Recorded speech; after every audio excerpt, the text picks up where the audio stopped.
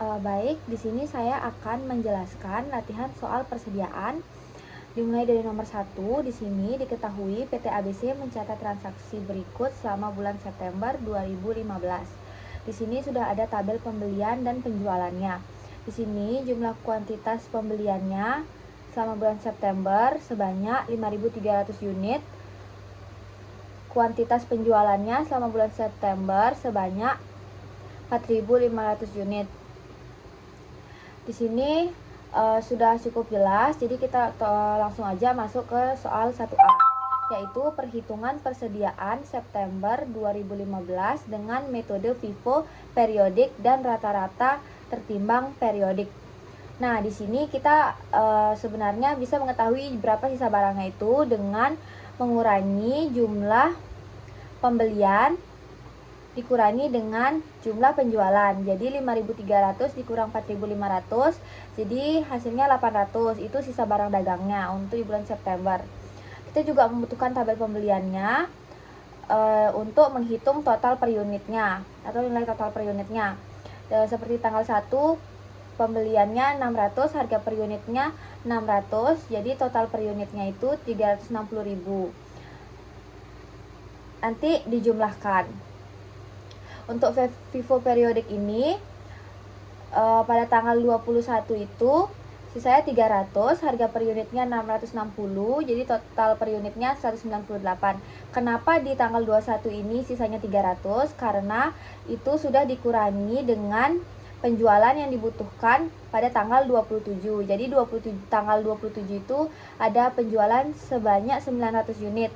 Jadi 400-nya itu diambil dari tanggal 21. Jadi 700 dikurangi dengan 400, jadi sisanya itu 300 untuk tanggal 21. Nah, itu kita juga hitung total per unitnya, yaitu 198.000 pada tanggal 29, yaitu total kuantitasnya itu 500, total per unitnya 339.500. Di sini kita bisa tahu persediaan akhirnya dengan menjumlahkan kuantitas pada tanggal 21 dan tanggal 29, yaitu 300 ditambah 500. Jadi persediaan akhirnya itu 800 dengan nilai total per unitnya dengan nilai totalnya itu 537.500. Jadi di sini kita bisa juga hitung harga pokok barang yang tersedia untuk dijual, yaitu 3.365.500. Itu didapat dari tabel yang awal saya buat ini, hasil dari jumlah total per unit pada semua transaksi pembelian. Persediaan per 30 Septembernya itu 537.500. Harga pokok penjualannya yaitu 2.828.000. Itu didapatkan dari pengurangan harga pokok barang tersedia untuk dijual dikurangi dengan persediaan per 30 September. Hasilnya harga pokok penjualannya 2.828.000.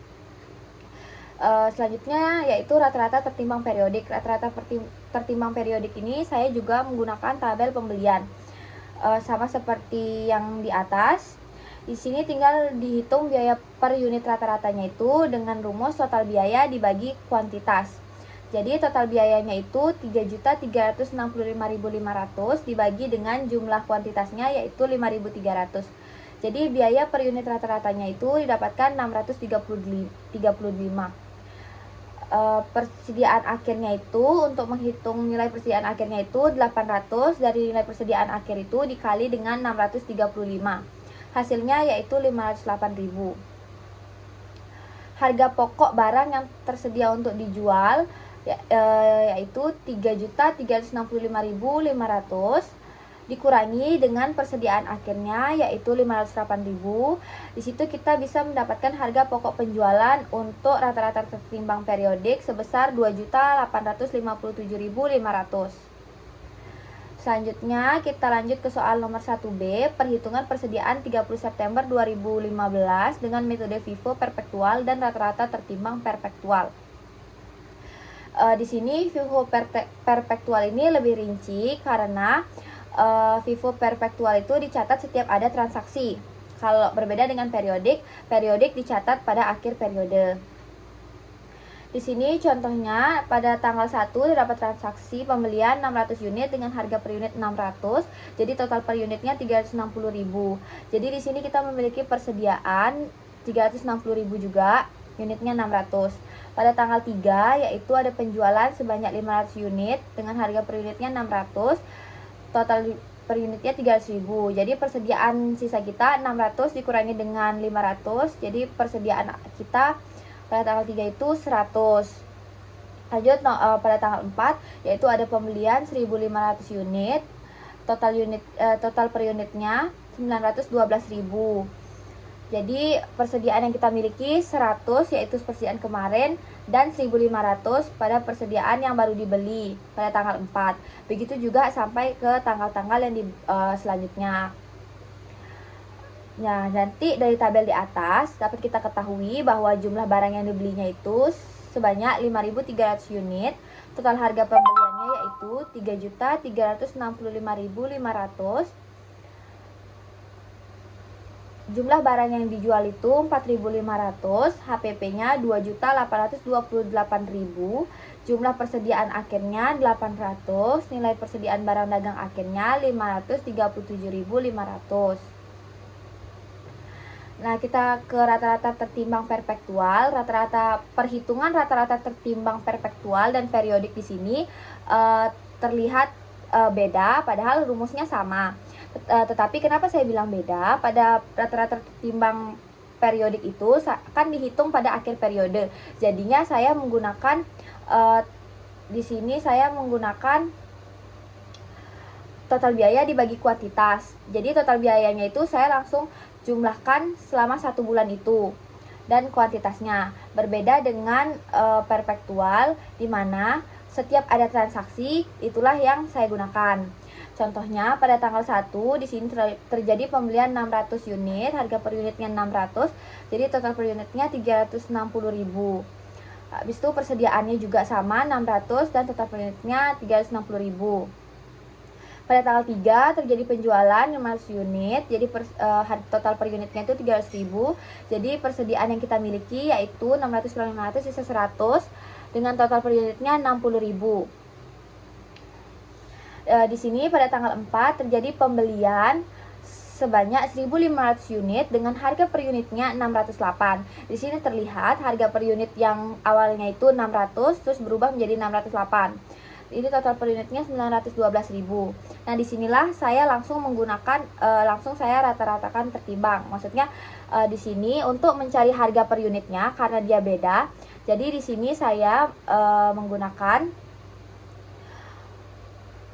harga atau total unit pada tanggal sebelumnya dijumlahkan dengan total per unit pembelian lalu dibagi dengan jumlah unitnya. Di sini contohnya pada transaksi tanggal 4, di sini untuk mencari 607,5 ini yaitu 60.000 pada total unit tanggal 3 ditambah dengan 912.000 total per unit pada tanggal 4, lalu saya bagi dengan total unitnya 1.600. Kenapa 1.600? Karena 100 persediaan yang tanggal 3 ditambah dia membeli lagi 1.500. Jadi persediaan 1.600. Lalu didapatkan hasil 607,5. Untuk mencari harga per unitnya tinggal dikali 1.600 dikali dengan 607,5 mendapatkan total per unitnya 972.000. Begitu juga pada transaksi selanjutnya. Ini dari tabel di atas dapat diketahui bahwa jumlah barang yang dibeli yaitu sebanyak 5.300 unit, total harga pembeliannya 3.365.500, jumlah barang yang dijual yaitu 4.500, HPP-nya 2.832.096, jumlah persediaan akhirnya 800, nilai persediaan barang dagang akhirnya 533.396. Lanjut kita ke soal nomor 1C. Berdasarkan perhitungan di atas mendapatkan bahwa nilai persediaan sebagai berikut. Jadi FIFO periodiknya itu nilai persediaan akhirnya itu 537.500. Untuk FIFO perpektualnya 508.000. Rata-rata tertimbang periodiknya 537.500. Rata-rata tertimbang perpektualnya 533.396. Sehingga Dapat kita ketahui nilai persediaan yang lebih tinggi ditunjukkan pada metode FIFO. Karena metode FIFO mencatat barang yang pertama dibeli diasumsikan dijual terlebih dahulu, seperti artinya FIFO first in first out. Sehingga barang yang tersedia di akhir atau dibeli belakangan memiliki nilai yang lebih tinggi. Sedangkan metode rata-rata tertimbang menghitung nilai persediaan berdasarkan harga rata-rata barang. Jadi nilainya itu di tengah-tengah. Misalnya di sini 600.000, di sini 608, itu dicari rata-rata atau nilai tengahnya. Selanjutnya untuk soal nomor 2 yaitu diketahui persediaan di PT XXX sebagai berikut. Ini produk A1 biayanya 190.000, harga jualnya 212.000, biaya untuk menjualnya 19.000, biaya untuk menyelesaikannya 25.000. Produk A2 biayanya 106.000, harga jualnya 145.000, biaya untuk menjualnya 8.000, biaya untuk menyelesaikannya 20.000. Produk A3 biayanya 53.000, harga jualnya 73.750, biaya untuk menjualnya 2.500, biaya untuk menyelesaikannya 21.250. Di sini yang ditanya untuk nomor 2A, hitunglah NRV untuk setiap produk. Di sini kita menghitung NRV dengan mengurangi harga jual dikurangi dengan biaya untuk menjual dikurangi dengan biaya untuk menyelesaikannya. Di sini untuk produk A1 212 dikurangi dengan 19.000 dikurangi dengan 25.000, hasilnya 168.000. Begitu juga untuk produk A2 dan A3. Jadi untuk soal nomor 2B, hitunglah nilai persediaan PT XXX.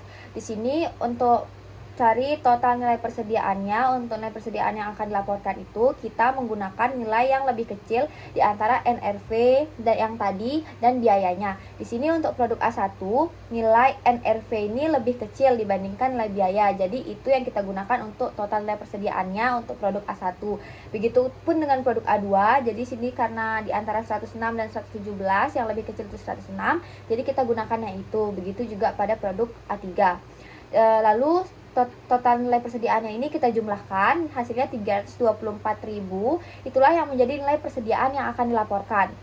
Untuk nilai persediaan yang sudah dicatat, yaitu kita menggunakan biaya. Jadi pada produk A1 biaya 190.000, produk A2 biaya 106.000, produk A3-nya biaya 53.000. Kita jumlahkan, hasilnya 349.000. Itulah nilai persediaan yang sudah dicatat. Kita masuk ke soal nomor 2C, jurnal penyesuaian untuk nilai persediaan PT XXX. Jadi nilai persediaan yang sudah dicatat yaitu sudah kita cari tadi 349.000, nilai persediaan yang akan dilaporkan yaitu 324.000, lalu kita kurangi. Jadi setelah kita kurangi, jadi nilai yang harus dikurangi dari akun persediaan yaitu sebesar 25.000 hasil pengurangan tadi. Jadi kita langsung buat jurnalnya. Nama akunnya rugi penurunan nilai persediaan ke NRV di debit sebesar 25.000 dan cadangan penurunan nilai persediaan ke NRV di kredit sebesar 25.000. Di sini saya menggunakan metode cadangan loss method.